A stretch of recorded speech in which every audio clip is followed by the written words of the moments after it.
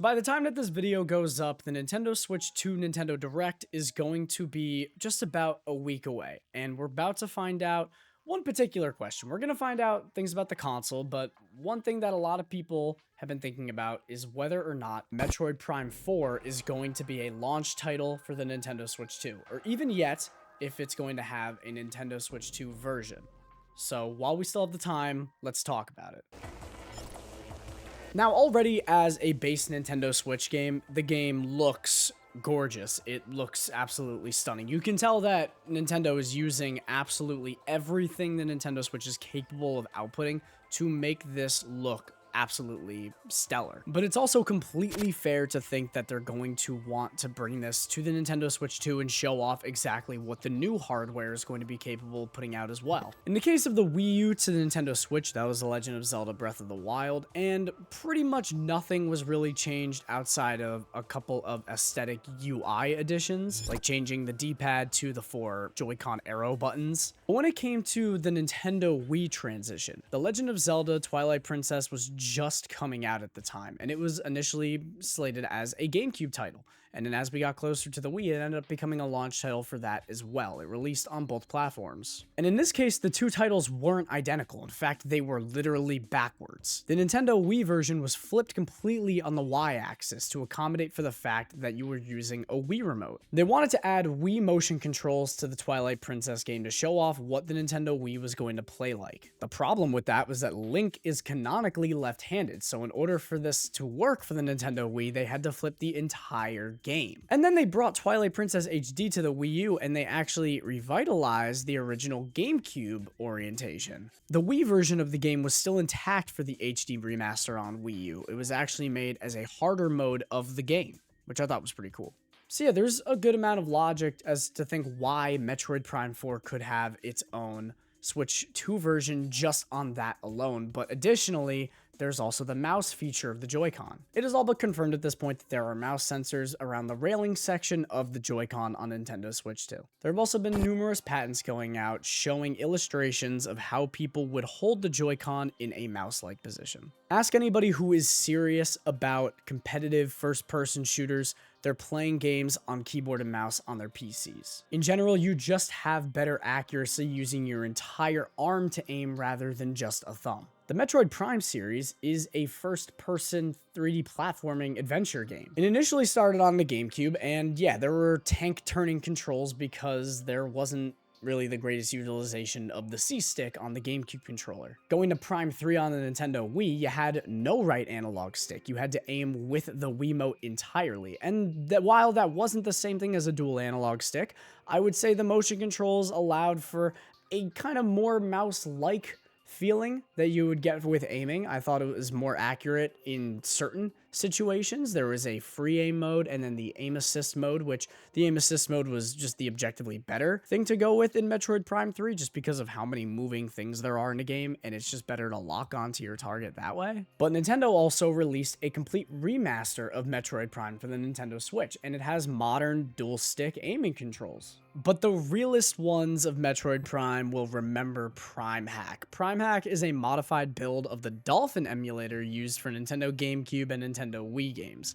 It's used to play Metroid Prime with the keyboard and mouse natively, and it gives it a similar control scheme to more conventional first-person shooters. It's compatible with all versions of the trilogy, including the original and regional releases. It isn't compatible, though, with the Metroid Prime 2 bonus disc or the E3 prototype of Metroid Prime 3 Corruption, if you somehow manage to get your hands on that. It is compatible with EmuDeck, which is an app for your Valve Steam Deck if you have one, therefore allowing the trilogy to be played on that console. It was actually created by an engineer named Shion. I hope I'm pronouncing that right. It's also got additional graphics features, like it disables the bloom lighting, and it brings back the charge beam effects from the original Metroid Prime games. They were removed in the trilogy version on the Nintendo Wii because of technical limitations, and it also restores the scan dash technique that was used in the original Metroid Prime to obtain the space jump boots earlier in the game, causing a sequence break. If you haven't experienced the trilogy yet, experience it through Prime Hack. Use your own copies of the Prime trilogy and put them on the Dolphin emulator and get Prime Hack running. You won't regret it. It seems like a big feature of the Nintendo Switch 2 is going to be this Joy-Con mouse feature. It makes all the sense in the world to me to have a first-person shooter demonstrating just how versatile Joy-Con mice can actually be, how viable they can be for shooters, whether that's just single player or even multiplayer PvP games. That or we can just get Mario Paint too. I think that would be awesome. This is all reasons why I think it's totally reasonable and why I personally think that Prime 4 is going to be a launch title that has its own native Switch 2 version. But what if it doesn't? Not even just if it doesn't have a Switch 2 version, what if it's not a title that releases alongside Nintendo Switch 2? Well, there's also been some rumors and reports about Nintendo bringing back the GameCube controller in some way, shape, or form, and there's a lot coming to Nintendo Switch Online in the future. We've already been prepped to kind of expect that. Whether that's at this direct or not, we can't say for certain, but it's something that we're expecting. They could be gearing up to reveal that Metroid Prime 2 Echoes is a launch title coming along with the GameCube Nintendo Switch Online feature. Maybe even incorporating Wii stuff, since the GameCube and the Wii technically are pretty similar just in terms of power and how they're ported, in a sense. Meaning they could also do Prime 3 Corruption. I think it makes sense to put all the Metroid Prime trilogy games available on the console before people are able to experience Metroid Prime 4 and get them fully prepared.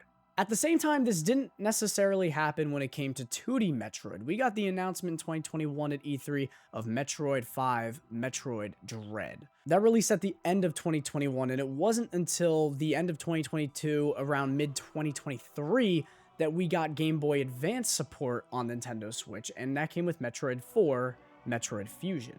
I'll talk about 2D Metroid at some other time with you guys, but this point alone just goes to show that they're not really afraid to release games out of chronological order, and they've shown that not just with their first-party games, but with Metroid, which is what we're talking about right now. There's also talks about Nintendo DS stuff coming to Switch 2, and from my knowledge of Metroid Prime in that series, you kind of need to play Metroid Prime Hunters on the Nintendo DS to get an understanding of who we're going to be facing in Metroid Prime 4, as well as, of course, played Metroid Prime 3 Corruption on the Wii. There is very good reason to take either side of this situation. It really is just a matter of a coin toss at this point. Regardless, we will most definitely be getting an answer on April 2nd during the Switch 2 Direct at 9 a.m. And you guys can join me for that to find out as well. Tune in at around 8:45 a.m., about 15 minutes before the Nintendo Switch 2 Direct, and I will be live streaming my reaction. We can talk about it in chat, and we can just hang out and get excited and walk into the sun together. But guys, let me know what you think. Do you think that Metroid Prime 4 will at the very least launch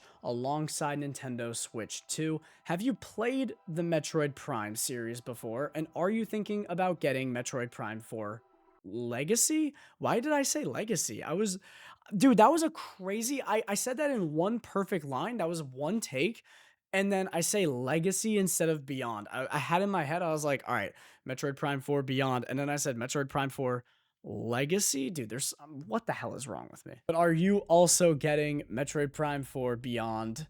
Did you get to play the remaster of the original Metroid Prime? Did that convince you to play? I would love to know your thoughts on that. But with all that said, thank you guys for taking the time out of your day to watch or listen to this video. If you enjoyed it, please give me a thumbs up and leave a comment below. You should be doing that for engagement, by the way. And until next time, I will see you next mission.